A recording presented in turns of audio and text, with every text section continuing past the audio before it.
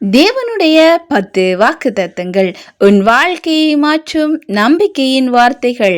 இந்த வாக்குத்தத்தங்கள் விசுவாசத்தோடு பற்றிக்கொள். தேவன் உன்னை ஒருபோதும் கைவிட மாட்டார்.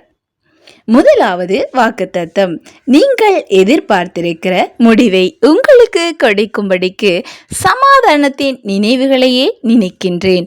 எரேமியா 29வது அதிகாரம் 11வது வசனம். இரண்டாவது வாக்குத்தத்தம், ஏசாயா 41வது அதிகாரம் 10வது வசனம். பயப்படாதே, நான் உன்னோடே இருக்கின்றேன். திகையாதே, நான் உன் தேவன். உன்னை பலப்படுத்தி உனக்கு சகாயம் பண்ணுவேன். மூன்றாவது வாக்குத்தத்தம், சங்கீதம் 23ஆம் அதிகாரம் 1வது வசனம். கர்த்தர் என் மேய்ப்பராயிருக்கிறார், எனக்கு குறைவில்லை. நான்காவது வாக்குத்தத்தம், பிலிப்பியர் 4ஆம் அதிகாரம் 19வது வசனம். என் தேவன் தமது மகிமையின் ஐஸ்வரியத்தின்படி உங்கள் குறைவுகளையெல்லாம் கிறிஸ்து இயேசுக்குள் நிறைவாக்குவார். ஐந்தாவது வாக்குத்தத்தம், சங்கீதம் 46வது அதிகாரம் 1வது வசனம். தேவன் நமக்கு அடைக்கலமும் பலனும் ஆபத்து காலத்தில் அனுகூலமான துணையுமானவர். ஆறாவது வாக்குத்தத்தம், ஏசாயா 43ஆம் அதிகாரம் 2வது வசனம்.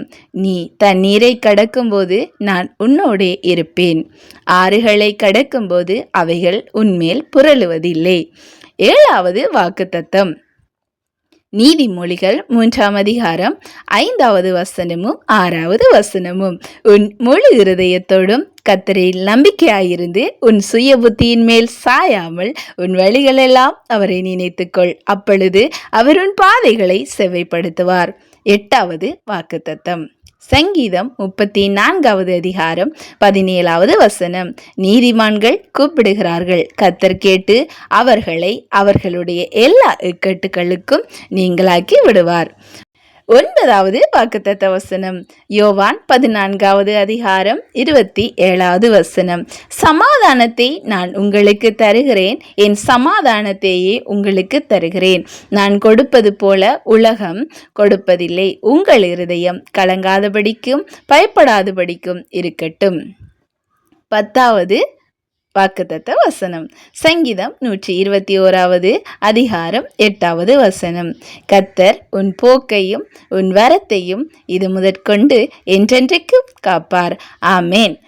இந்த வசனங்கள் உங்கள் வாழ்க்கையை நிறைவும் ஆசீர்வாதமும் கொண்டு வரும்படியாக அமைந்திருக்கும் என்று இயேசு கிறிஸ்துவுக்குள் விசுவாசிக்கின்றோம்.